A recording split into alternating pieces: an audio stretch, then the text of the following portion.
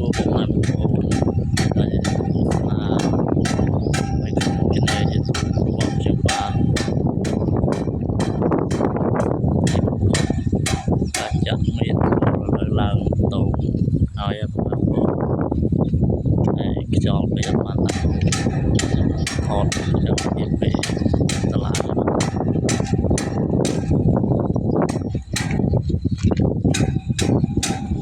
គឺឡើងដៃតែ8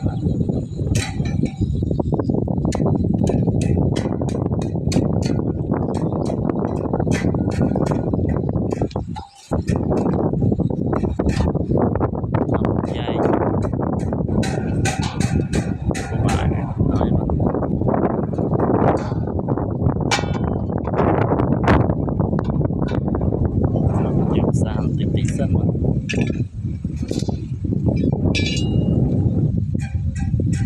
យើង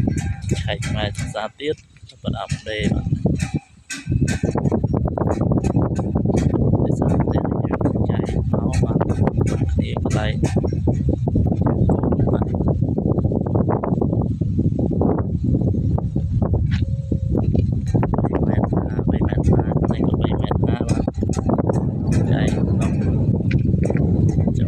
តោយើងគឺដាក់មកតោគ្នាបាទ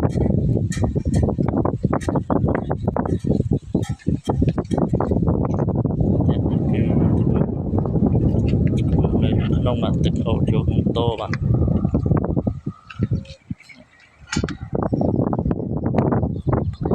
ហើយផ្នែកក្នុងមក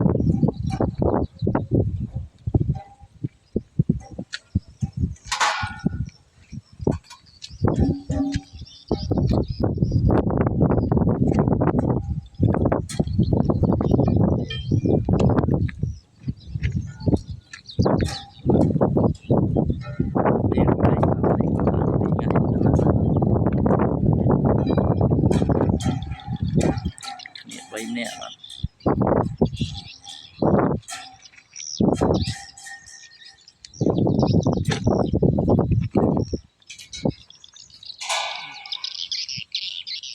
អូនេះគឺប្រក់ក្បឿងពុកម៉ែបងប្អូន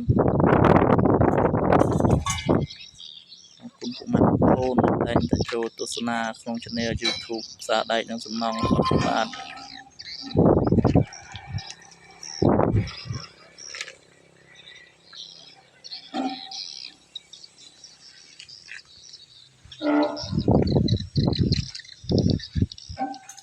នេះបងប្អូនក្នុងមេតបោវធំដែរបាទបងប្អូនជើងចង់ធ្វើប្រាប់ត្រោបតងពីដែកក៏បានតែខ្ញុំចាក់ជាតង់បាទចាក់គាត់កំងអញ្ចឹងបាទបងប្អូន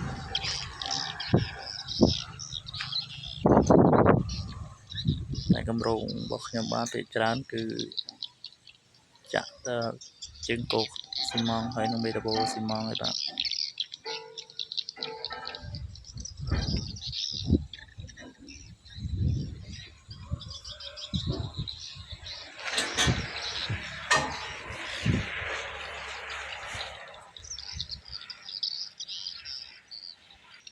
នេះផ្នែកមុខអត់តន់ឡើងទៅ